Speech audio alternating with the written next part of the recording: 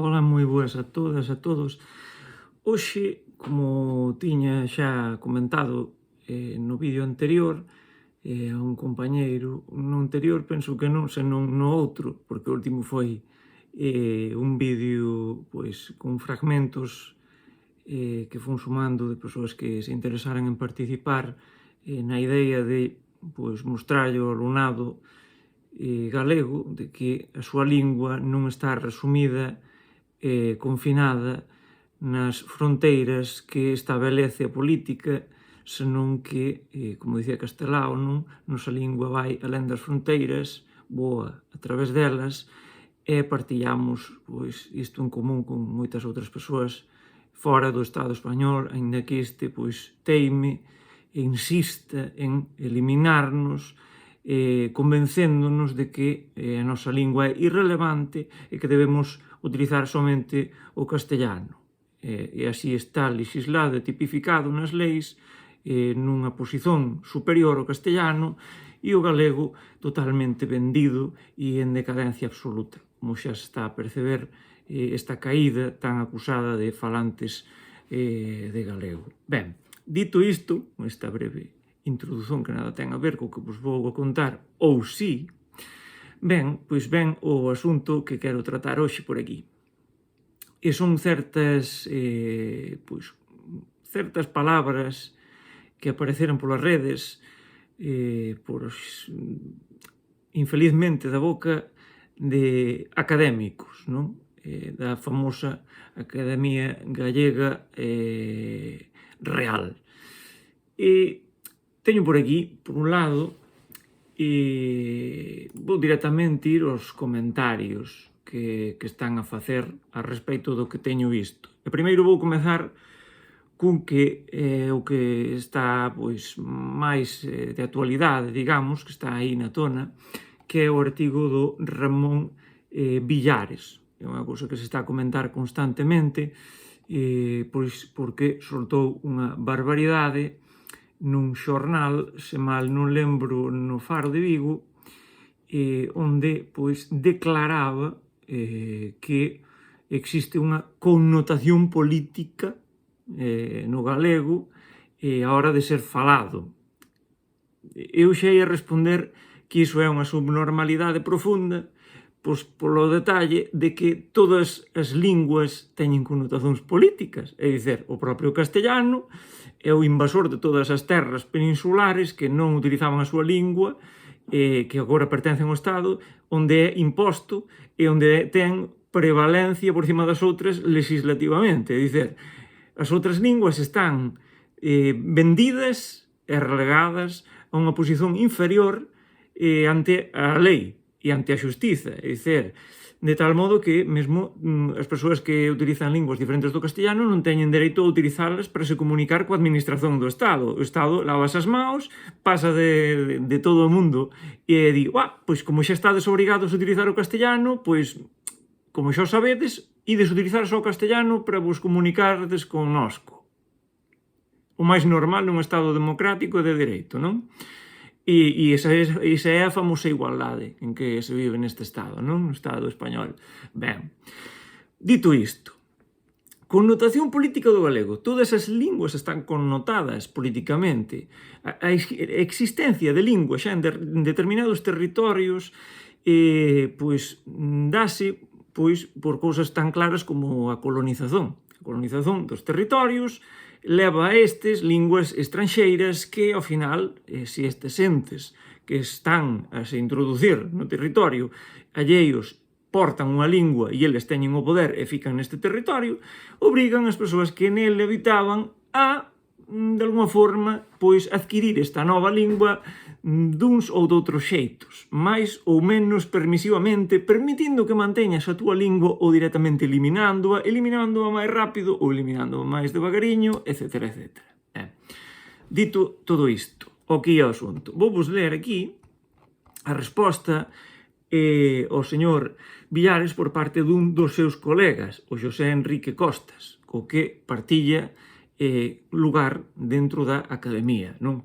Ben, e di aquí, o sábado 8 de maio lemos en Sermos Galiza unha entrevista co presidente da Real Academia Galega, Víctor Freixanes, nela valoraba os resultados dun traballo do Seminario de Sociolingüística da Real Academia Gallega, segundo o cal un 35% dos rapaces e rapazas de cuarto de ESO en Galiza carecen de competencia en lingua galega, de xeito que conculcaba así gravemente o artigo 14 da Lei de Normalización Lingüística de 1983, que indica ao final do ensino obrigatorio que terían de garantir a igualdade de competencia entre as dúas linguas, é dizer, entre o castellano e o galego, cousa que, como xa vos dicía, é imposible porque xa legislativamente o galego está nunha posición inferior e, por tanto, de facto, non pode estar igual de ben que o castellano en ningún sentido.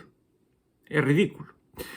Mas ben, di aquí: axiña saíron os responsables desta desfeita calculada, o secretario de Xeral de Política Lingüística e o conselleiro de Educación, reafirmándose na mesma mentira que levan repetindo uns 10 anos, sen chegar a un só dato que sustente, bla, bla, bla, que os rapaces galegos saben galego e son libres para usalo. Cando calquera que estexa en contacto con ensino sabe que isto é rotundamente falso, bla, bla, bla. Non vos vou ler toda esta parte porque, basicamente, é o que vos estaba a comentar, é que as políticas lingüísticas non están a funcionar en absoluto, a legislación toda non está a funcionar, as cousas que supostamente serven para defender o galego non están a cumprir a súa función, logo hai partes legislativas que xa directamente ignoran premeditadamente a situación lingüística do galego, equiparando co castellano como se estivesen en igualdade de nunha situación igual, en igualdade de condicións, e cosa que é imposible, non? E agora chega a parte do artigo que di ideoloxemas negacionistas. Di, porén, o presidente Freixanes partía nesta análise dunha premisa errada, a de que todo o mundo está a favor da lingua e de que hai que consensuar para solucionalo. Non, non todo o mundo está a favor da lingua. Hai negacionistas moi poderosos en contra, tanto nos media e no ensino como no goberno. Prestes a adoptar medidas legislativas a favor do galego e impolo. É sabido que o castellano, non se impón, porque de seu é natural, divino. Por iso temos o deber de coñecelo máis de 600 disposicións legais que o exixen en exclusiva. E normalizar o galego no ensino é adoutrinamento nacionalista. Aí temos xa as connotacións políticas, non, que há no ensino. O castellano, como dicía algún degenerado mental por redes sociais, un típico españolisto, que dicía o fulano que xa Xesucristo falaba castellano. Entendémonos? O castellano é natural, xa estivo aí de sempre. Os demais chegamos posteriormente para molestar. Ese é o nivel de coñecimento do español medio, non? Bastante patético, mas eles son felices na súa ignorancia, ao final, non? Que a ignorancia dá felicidade. Ben, pois isto comentaba a respecto duns comentarios, non? Comentaba a respecto do que xa tiña falado Freixanes nese artigo dos Sermos. Di aquí o señor Xosé Enrique Costas. E continúa do seguinte xeito: estes ideoloxemas negacionistas viñámolos escoitando desde a FAES e o PP madrileño e os seus medios nacionais e autonómicos, todo ben canalizado por Galicia Bilingüe, Hablemos Español, estes ideoloxemas do galego igual ao nacionalismo periférico ou de non a imposición do galego. Pertencía a un discurso exclusivo da ultradereita españolista que nunca se virá a equilibrar, rehabilitar ou normalizar os usos sociais do galego, como moito dinamizalo etéreamente, o que na práctica significa consideralo como folclore aséptico, insípido, inocente e angelical. En definitiva, pois o que nos está a comentar aquí é algo que xa sabemos. Están os grupúsculos estes noxentos, como Galicia Bilingüe, non? Que naceron como bilingüe, falando do bilingüismo, cousa que é inexistente porque estamos nunha situación diglósica, non existe o bilingüismo, xa o dicía Carballo Calero. Pois, como xa vos dicía, hai contextos en que o galego non pode ser utilizado e, por tanto, non pode haber un bilingüismo cando non se poden utilizar as dúas linguas nos mesmos contextos, nunha sociedade. Por tanto, non existe o bilingüismo. Existe o plurilingüismo, de que há un controlo de diversas linguas, mas ese controlo non é igual, non há o mesmo coñecimento das dúas linguas e as dúas linguas non son utilizadas nos mesmos contextos. Por tanto, bilingüismo é utópico, realmente a situación é diglósica. E o que está... Bom, logo xa se descubriron máis, non? Xa non era xa Galicia bilingüe, logo transformáronse en hablemos español. Eliminemos o resto das linguas do Estado, falemos castellano todos, deixémonos de contos que aquí é o importante, o que manda, é o que importa, é o único bon, e o demais non serve para nada. Ese é o discurso españolisto, que se mantén xa desde o franquismo, e mesmo que seguro desde antes. Mas o caso é o seguinte, vou continuar co que nos comenta aquí o señor Enrique Costas, non? Fala aquí de leis e demais, os incumprimentos da Xunta, cousas, bon, tamén o que foi comentada a situación do galego no Consello de Europa e demais, mas o que basicamente acontece é que o que diga Europa, pois ao Feixóo importalle o que ven sendo unha bosta, non o seguinte. Importalle cero absoluto. Entón, pois, por moito que diga Europa, aquí non fan caso ningún e non pasa nada. Seguimos así, ad infinitum, e acabouse, sen problema. Ben, connotación política. Ao día seguinte das declaracións de Freixanes, o domingo 9 de maio, porámonos no Faro de Vigo, como os dicía, cunhas declaracións abraiantes, incertas e injustificáveis do académico Ramón Villares, historiador de prestixio que foi reitor da USC e presidente do Consello de Cultura. Os rapaces deixan de falar galego pola connotación política que ten. Está a cousa negra, E o galego é o que sempre está connotado políticamente. É o catalán, é o vasco. O castellano non, porque ese é o bon, é o positivo. O resto é mau. E así é como funcionan as cousas no Estado. Ben, di do seguinte xeito, Enrique Costas. Abraiados por esta voutade, entramos a debullar a longa entrevista onde se tira tal afirmación porque non a dábamos crido, mas ali estaban as palabras. E aínda máis, ao final da entrevista manifestaba tamén o galego non se pode impor con decretos.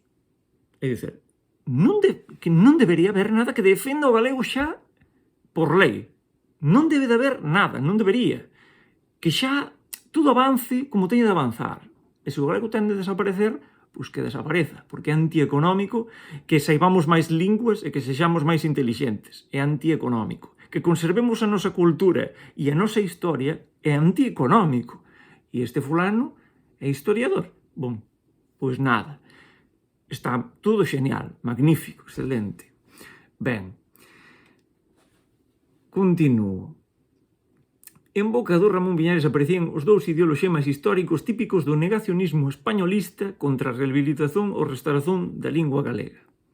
É consciente Ramón Villares do dano que lle fixo ao idioma con estas declaracións súas? Se non foi consciente, é frustrante que non se informe antes da triste realidade do ensino no noso país e dos exitosos modelos escolares de socialización e recuperación lingüística que funcionan noutras partes da Europa. Se foi consciente do que dixo, estas declaracións semellan feitas para agradar a Xunta e xustificar as súas políticas contra o galego durante os últimos 10 anos. De facto, esta semana, no Parlamento, o conselleiro de Educación aludiu varias veces ás sabias palabras do intelectual Ramón Villares. É dicir, cando a propia Academia Gallega ten argumentos para eliminar a lingua galega e llos dá a ultradereita española para que, apoiados na suposta Academia Gallega, pois, que queredes que vos diga, non? É dicir, máis fácil imposible, é dicir, vendémonos a ultradereita española e desde dentro eliminamos, destruímos todo. É o que está a facer a Academia Gallega.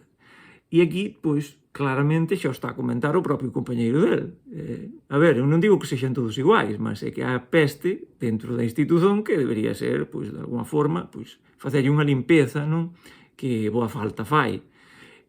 Porque con este tipo de comentarios están a facerlle un dano á lingua que é impresionante, sobre todo desde o punto de vista de que a institución por antonomasía, a institución que ten a fama, que ten a forza, que ten o poder, que leva as subvencións e o diñeiro, entón, se eles non están a facer nada e ainda por cima están a facer mal, de que nos serve que estexen aí? É mellor ou limpala ou eliminala e refacela de alguma maneira, ou facer outra no sitio, non sei. Non sei que opinaredes vos de todo isto, mas a min cheirame bastante mal este xeito de actuar e iso que están a favorecer, non? As políticas de eliminación do galego, da dereita española.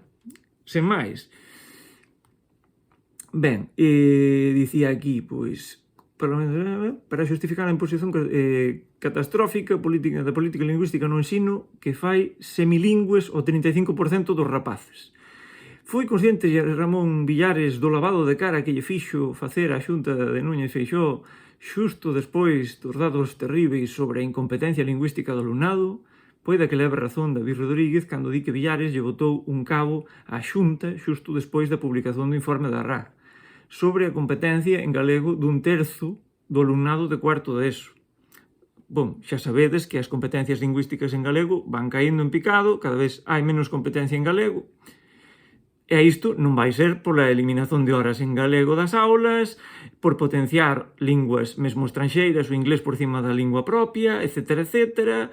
É todo o modelo que se sacou o señor Feixóo da manga e que leva traballando nele en a eliminación do galego durante a última década. Cousas que acontecen, que pasan. A idea de connotacións políticas teñen os miles de nenos e nenas aínda hoxe condicionados ou coaccionados ambientalmente na escola para abandonaren o galego a mercé das políticas educativas do PP e a total ausencia da oferta educativa en galego. Eu criei 3 fillos en 2 cidades do sur e todos eles abandonaron o galego no primeiro ano de escola, e non por gusto nen por connotacións políticas, senón por presión, opresión, represión ambiental escolar. Papá, eu non falo, non quero falar tan feo. Papá, hai nenos que din que falo raro, pero a mestra díxome que axiña aprenderei castelán e xa non falarei raro. Falar galego é raro. Ser galego é ser raro na Galiza, xa. Pensemos na situación en que estamos. Isto é a decadencia absoluta. E di o seguinte: esa xunta que tanto lle agrada a Ramón Villares porque non impón o galego e si o castelán, é a causante directa do abandono da lingua de milleiros de meniños. Ula connotación política do galego por rapaces o abandonaren, señor Villares. Onde poden estudar os nosos fillos na súa lingua como lle ten reclamado a Xunta insistentemente o Consello de Cultura? En Vigo, de 150 centros escolares, só hai un que use equilibradamente o galego. Parecelle ben en Galicia a imposición do castelán e non a do galego? Non ten isto agora sí connotacións políticas máis que evidentes? Non ten isto resultados escolares deprimentes, ademais de infringir con descaro o estipulado na Lei de Normalización Lingüística e no propio decreto de 2010? Disto non di nada Villares? Non di nada tampouco do exiguo 10% de docencia en galego nas universidades? Estas declaracións de Ramón Villares serían as esperáveis dun contertulio da 13 TV ou de Es Radio ou mesmo dun asesor áulico de Núñez Feixóo, mas nunca dun intelectual galeguista que foi presidente do Consello de Cultura Galega e é académico da Real Academia Galega. O dano xa está feito. As súas declaracións xa son máis armas contra o noso idioma. Está comprobado que o roce fai o cariño e ter moito roce co poder, cos poderes, consentirlles todo con tal de manter cargos e privilexios, viaxar moito con eles en coches oficiais, bla, bla, bla, bla, bla, bla, bla. Ben, non vou acabar de ler o artigo, vou vos deixar a ligazón na parte inferior do vídeo para que lle botedes un ollo. Mesmo tería 2 ligazóns que son do mesmo artigo, mas un está dentro do Nós Diario e outro pois está na propia páxina do prolingua.gal, onde tamén ten o artigo este que vos estou a ler. En definitiva, isto é o traballo da Real Academia Gallega a respecto da nosa lingua. Esta é a publicidade que están a dar, estas son as maus dadas ao poder político que está a eliminar a nosa lingua, e agora preguntémonos nós até que ponto xa merece a pena ter unha institución con xente con estes valores dentro, porque isto non se sostén xa por ningún lado. Logo, temos por aquí unha resposta: o galego ten connotacións políticas, de Ramón Valera, no galiciaconfidencial.com, tamén vos vou deixar a ligazón por aí, non? E di do seguinte xeito: eu considero que todas as linguas están politizadas e, por tanto, teñen connotacións políticas, igual que todo o ensino, cultura, enerxía, medios de comunicación, etc., os que redixían o Consello de Europa de 1978 facían ou non política. Pode alguén redixir unha constitución sen que faga política? Todos sabemos que di o artigo 3, o castellano é a lingua española oficial do Estado. Todos os españois teñen o deber de coñecelo e o direito a usalo. Isto é un pronunciamento político ou non o é? Se non é un asunto político, inclusive de primeira magnitude, por que esa luta entre os partidos para impor as súas teses a este respeito? O señor Wert, cando impós o español como lingua vehicular obrigatoria en todas as comunidades e impedindo a inmersión lingüística, estaba a facer política. Todas as disposicións que obrigan a utilizar o castellano, algúns dicen que unhas 600, impóñense por motivos políticos ou motivos culturais asépticos. O Parlamento francés, cando aprobou a inmersión nas linguas distintas do francés, estaba ou non a facer política. Se todas as linguas teñen connotacións políticas, o galego pode deixar de telas. Estas questões que está aí a desfilar o señor Ramón Varela non son máis do que un espello do que xa tiña dito Carballo Calero tempo atrás, cando el xa propiamente analizaba todas estas disposicións legais do galego e a situación respecto do castellano. Ben, aquí comenta varias cousas que xa comentaba no outro artigo o señor Enrique, xa non me vou a parar moito máis, porque senón este vídeo xa vai ser longo, abondo. Basicamente está a tirar das orellas e a demostrar novamente que as connotacións políticas non están só dun lado, como di a ultradereita española, e da que parece que agora o señor Villares é aliado, senón que, pois, a política está en todo lado, está en todas as linguas, está en todos os sitios, a política está en toda parte. Ignorar isto de propósito non é máis que unha tentativa de manipular a realidade de algún xeito e pois beneficiar a quen se mete o pan no bolso, non? Que ao final é iso do que se están a queixar aquí tamén o señor Enrique, non? Ben, logo disto, e xa avanzando rapidísimamente para non botar moito máis tempo e non facer que este vídeo sexa longo demais, temos tamén por aquí unhas declaracións interesantes que vos deixo tamén unha ligazón a cadenaser.com, onde o señor presidente da Real Academia Gallega pois di que o galego xa se salvaría dun día para outro coa cousa, con esta simples modificación, non? Que as mulleres falasen en galego e que os futbolistas falasen galego. Con isto, dun día para outro, xa o galego estaba recuperado totalmente. Non sei que opinades vos disto.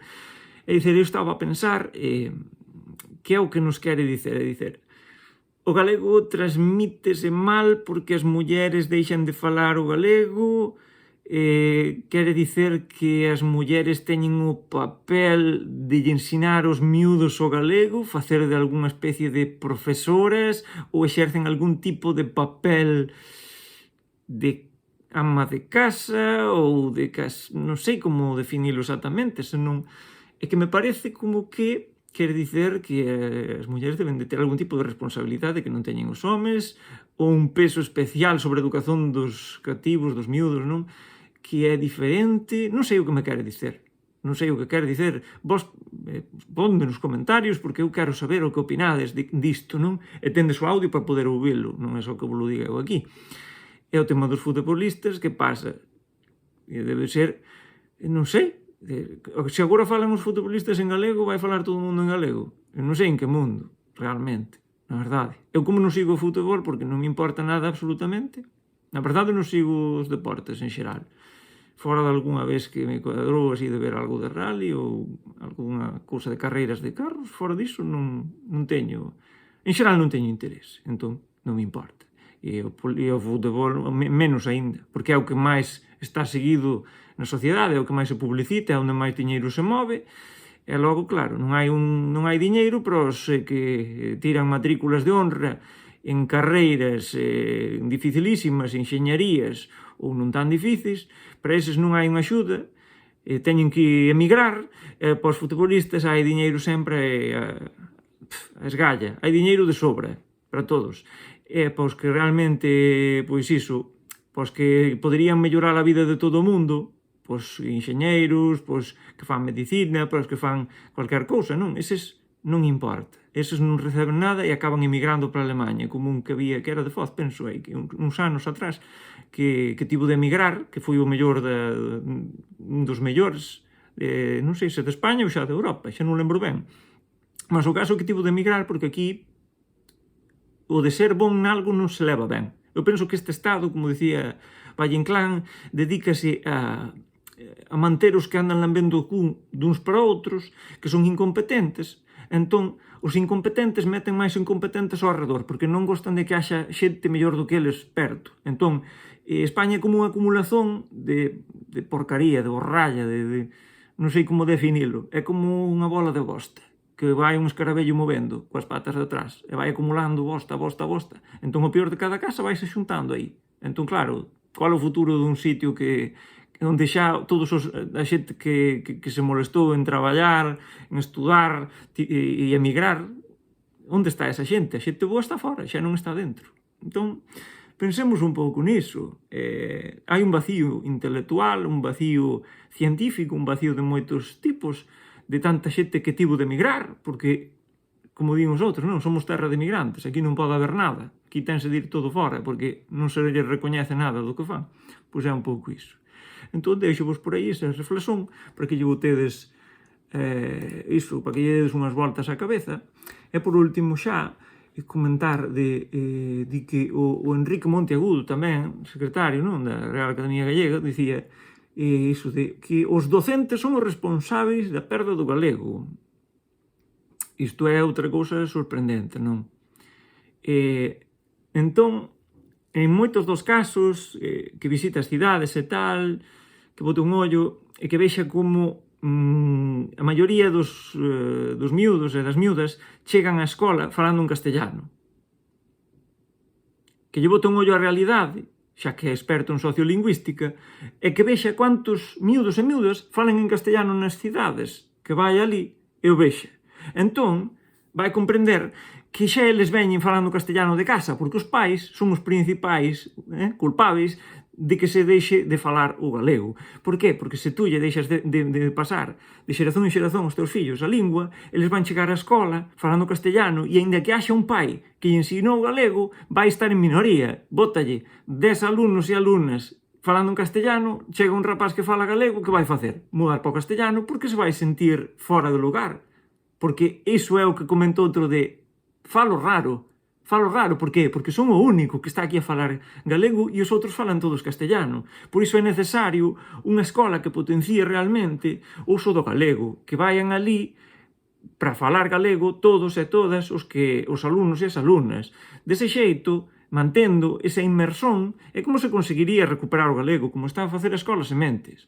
E é iso o que non está a facer a escola pública, que se dedica a eliminar o galego. A escola da ultradereita española do PP de Galicia, non? Esa mesma é que está a eliminar o galego agora mesmo xa desde hai uns cantos anos. E non só iso, porque o galego xa está en decadencia e eles favorecen moitísimo máis e amplifican ese potencial de sustituición lingüística. É impresionante. Ben, acabando xa con este asunto, que me parecía importante e relevante comentalo, pois o que vos estaba a dicer, os docentes teñen parte de responsabilidade, mas como docente eu non podo facer nada se chegan todos os alumnos falando castellano da casa. Por moito que lles fale e lles diga veña, ánimo, tal, e estexa a tentar buscar formas e ver o que, non sei, se gostan das bandas deseñadas, pois tentar meterme un pouco por aí, mostrarlle algún en galego, tal, e se gustan da poesía, metelos un pouco por outro sitio. Por moito que busques do que eles gostan para tentar animalos a entrar dentro do galego, é dificilísimo. É super complicado, porque veñen todos falando castellano de casa, xúntanse logo, todos falando en castellano, a socialización en castellano e, por tanto, isto é imposible. Por moito que o docente fale en galego, por moito que anime, é que non o consegues. Non o consegues. É imposible. O docente non vai poder facer todo. Non é o culpável de todo isto. Se ben é certo que hai moitos que están ignorando o seu papel, que por obriga tiñen de facer de falar galego, ese sí que tenían que terlo en conta tamén, porque hai docentes deste tipo. E non digo que todos estexan limpos, que aquí hai moita xente que non está a facer ben o seu traballo. Mas, aínda así, o grande problema non é o que di o señor Monteagudo. O grande problema é o outro. O grande problema do galego e a perda do galego é a socialización del. E a socialización del non funciona ben se os pais non o manteñen e non o pasan de xeración en xeración, para que os rapaces logo se xuntaren, falen o galego e fan a socialización na lingua galega. Eis aí o problema, señor Monteagudo. Eis aí o problema. Fundamentalmente. Entón, denlle unhas voltiñas aí. E nada máis, non vou alongar moito máis isto que xa foi longo demais. Espero que haxa algún comentario, algunha idea, algo productivo que poida sair de todo isto que teño aquí comentado. Seguro que hai máis cousas interesantes pola rede, moitas máis noticias, mas fundamentalmente por estas figuras da Real Academia Gallega que vos estaba a comentar, que se sodes vos, e vos si tedes responsabilidade, máis que os docentes, aplicai aí o traballo, faced as cousas como debedes. Iso si é responsabilidade, e non o dos outros. Que ao final está moi ben botalle a culpa aos demais. Ollar para un é difícil, non? Pois todos teñen que ollar un pouco para si e ver onde están a fallar as cousas. Así que nada máis. Grande abrazo a todas e a todos e vémonos no próximo vídeo.